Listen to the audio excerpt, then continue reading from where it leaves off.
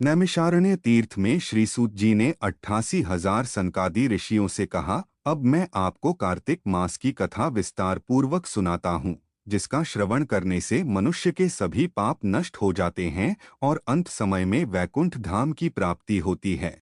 सूत जी ने कहा, श्री कृष्ण जी से अनुमति लेकर देवर्षि नारद के चले जाने के पश्चात सत्यभामा प्रसन्न होकर भगवान कृष्ण से बोली, हे प्रभु, मैं धन्य हुई, मेरा जन्म सफल हुआ। मुझ जैसी त्रैलोक्य सुंदरी के जन्मदाता भी धन्य हैं, जो आपकी 16,000 स्त्रियों के बीच में आपकी परम प्यारी पत्नी बनी। मैंने आपके साथ नारद जी को वह कल्पवृक्ष आदि पुरुष विधिपूर्वक दान में दिया, परंतु वही कल्पवृक्ष मेरे घर लहराया करता है।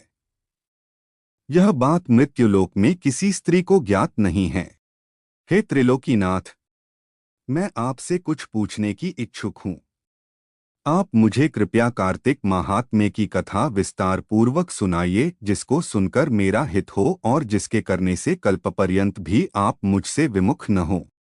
सूत जी आगे बोले, सत्यभामा के से वचन सुनकर श्री कृष्ण ने हंसते हुए सत्यभामा का हाथ पकड़ा और अपने सेवकों को वहीं रुकने के लिए कहकर विलासयुक्त अपनी पत्नी को कल्पवृक्ष के नीचे ले गए। फिर हंसकर बोले, हे प्रिय, 16,000 रानियों में से तुम मुझे प्राणों के समान प्यारी हो। तुम्हारे लिए मैंने इंद्र एवं देवताओं से विरोध किया था। हे कांते, जो बात तुमने मुझसे पूछी है उसे सुनो। एक दिन मैंने तुम्हारी इच्छा पूर्ति के लिए गरुड़ पर सवार होकर इंद्रलोक जाकर कल्पवृक्ष मांगा। इंद्र द्वारा मना किए जाने पर इंद्र एवं गरुड़ में घोर संग्राम हुआ और गौलोक में भी गरुड़ जी गौओं से युद्ध किया। गरुड़ की चोंच की चोट से उनके कान एवं पूंछ कटकर गिरने लगे, जिससे 3 वस्तुएं उत्पन्न हुई। कान से तंबाकू, पूंछ से गोभी और रक्त से मेहंदी बनी। इन तीनों का प्रयोग करने वाले को मोक्ष नहीं मिलता। तब गौ ने भी क्रोधित होकर गरुड़ पर वार किया, जिससे उनके 3 पंख टूटकर गिर गए। इनके पहले पंख से नीलकंठ, दूसरे से मोर और तीसरे से चकवाचकवी उत्पन्न हुए। हे प्रिय, इन तीनों का दर्शन करने मात्र से ही शुभ फल प्राप्त हो जाता है। यह सुनकर सत्यभामा ने कहा, हे प्रभु, कृपया मुझे मेरे पूर्व जन्मों के विषय में बताइए कि मैंने पूर्व जन्म में कौन कौन से दान, व्रत व जप नहीं किए हैं। मेरा स्वभाव कैसा था, मेरे जन्मदाता कौन थे और मुझे मृत्युलोक में जन्म क्यों लेना पड़ा। मैंने सा कौन सा पुण्य कर्म किया था जिससे मैं आपकी अर्धांगिनी हुई।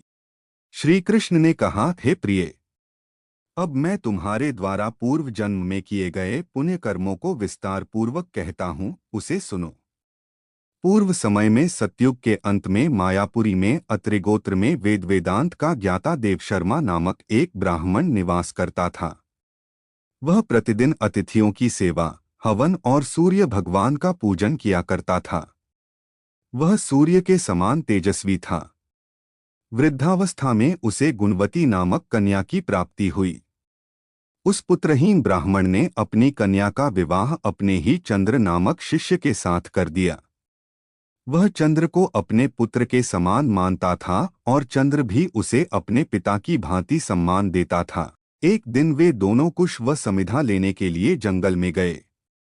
जब वे हिमालय की तलहटी में भ्रमण कर रहे थे, तब उन्हें एक राक्षस आता हुआ दिखाई दिया। उस राक्षस को देखकर भय के कारण उनके अंग शिथिल हो गए और वे वहां से भागने में भी असमर्थ हो गए। तब उस काल के समान राक्षस ने उन दोनों को मार डाला। चूंकि वे धर्मात्मा थे, इसलिए मेरे पार्षद उन्हें मेरे वैकुंठ धाम में मेरे पास ले आए। उन दोनों द्वारा आजीवन सूर्य भगवान की पूजा किए जाने के कारण मैं दोनों पर अति प्रसन्न हुआ। गणेश जी, शिव जी, सूर्य व देवी, इन सब की पूजा करने वाले मनुष्य को स्वर्ग की प्राप्ति होती है। मैं एक होता हुआ भी काल और कर्मों के भेद से 5 प्रकार का होता हूँ। जैसे एक देवदत्त, पिता, भ्राता आदि नामों से पुकारा जाता है। जब वे दोनों विमान पर आरूढ़ होकर सूर्य के समान तेजस्वी, रूपवान, चंदन की माला धारण किए हुए मेरे भवन में आए, तो वे दिव्य भोगों को भोगने लगे।